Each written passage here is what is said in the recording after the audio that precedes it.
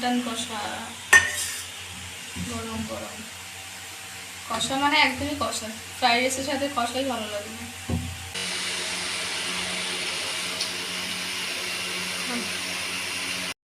Hello বন্ধুরা, তো আজকে দুপুরে আমি কি স্পেশাল রান্না করলাম তার এই ভিডিওটা তোমাদের সাথে শেয়ার করছি। তো আজকে আমি দুপুরে রান্না করেছিলাম ফ্রাইড রাইস আর মাটন কষা। ক্যামেরায় ছবিটা ভিডিওটা দেখা যায় ঠিকই, কিন্তু স্মেলটা গন্ধটা তো পাই আর সুগন্ধ উঠছে এর থেকে।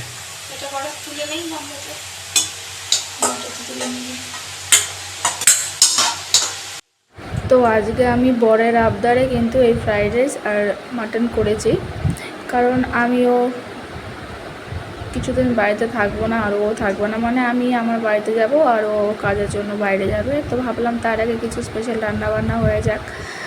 আর ওয়েদারটাও ভীষণই ভালো, এখন তো বর্ষাকাল, এসব মশলাদার খাবার খেতে কোনো প্রবলেম হবে না।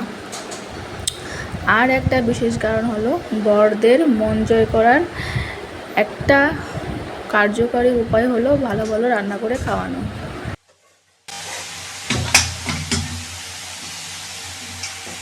মাটন কষা গরম গরম কষা মানে একদমই কষা, ফ্রাইড রাইসের সাথে কষাই ভালো লাগে। বোঝা যাচ্ছে না ক্যামেরায় অতটা, কালারটা কিন্তু খুব সুন্দর হয়েছে মতো। তো একটুও বানিয়ে বানিয়ে বলছি না, ফ্রাইড রাইস আর মটন দুটোই কিন্তু খেতে দুর্দান্ত হয়েছিল। কখনো কখনো তো আমি নিজের হাতকেই বিশ্বাস করতে পারি না যে আমি এত ভালো রান্না করতে পারি, সত্যি তাই। তো আজকের ওয়েদারটা বেশ ঠান্ডা ঠান্ডা, তার জন্য এসবের আয়োজন আর কি। তো এবার বরকে বেড়ে খেতে দিয়ে দিই, তারপর না হয় আমি খাবো। আসলে কি, যে কোনো জিনিসই চর্চার মধ্যে থাকলে কিন্তু সেটা ভালোই হয়। আসলে রোজ দিন এত রান্না করি, রান্না করতে করতে এখন এক্সপার্ট হয়ে গেছি, তাই এখন বেশ ভালো ভালোই রান্না করতে পারি। আর আমার বড়ও কিন্তু একটু ভোজন রসিক, তাই আমার রান্না করতেও ভালো লাগে। আর আরেকটা কথা না বললেই নয়, আমি যেমনই রান্না করি না কেন, প্রতিদিন তো আর একই রকম সুস্বাদু রান্না হয় না, কিছু কিছু দিন 19-20 হয়ে যায়। তবুও কিন্তু ও সবসময় আমাকে উৎসাহ দেয়, বলে না খুব ভালো হয়েছে খেতে। কি লোভনীয় হয়েছে না রান্নাটা দেখতে, খেতেও কিন্তু সত্যি সত্যি ভালো হয়েছিল। আর আমি যখনই ওকে খাবার সার্ভ করি এই কাঁসার থালা বাটিতেই দিই, কারণ ছোটোবেলা থেকে শুনিয়েছি যে কাঁসার থালা বাটিতে খেলে নাকি, মানে কাঁসার বাসনে খেলে নাকি শরীর স্বাস্থ্য ভালো থাকে। আর এখন তো মানে এত আর্টিফিশিয়ালের যুগ, আমরা সব মানে স্টিল কাঁসার এসব জিনিস ব্যবহারই করতে চাই না, প্লাস্টিক তারপর এসবে ভরে গেছে।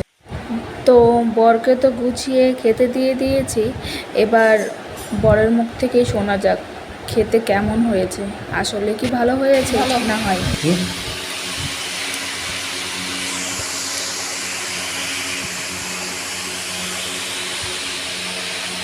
ফ্রাইড রাইসটা পুরোটাই ঘিয়ে করা, সাদা তেল তো আমরা খাই না, ওই একদিন ঘি খাওয়াই যায়। মাংসটা খেয়েছো? মাংসটা কেমন হয়েছে?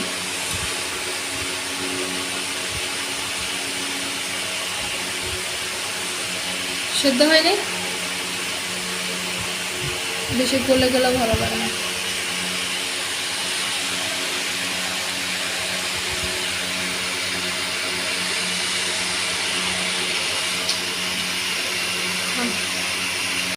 তো আজকের এই ছোট্ট ভিডিওটা তোমাদের কেমন লাগলো অবশ্যই কমেন্টে জানিও, আর পেজটাকে ফলো করে দিও, চ্যানেলটাকে সাবস্ক্রাইব করে দিও। টাটা।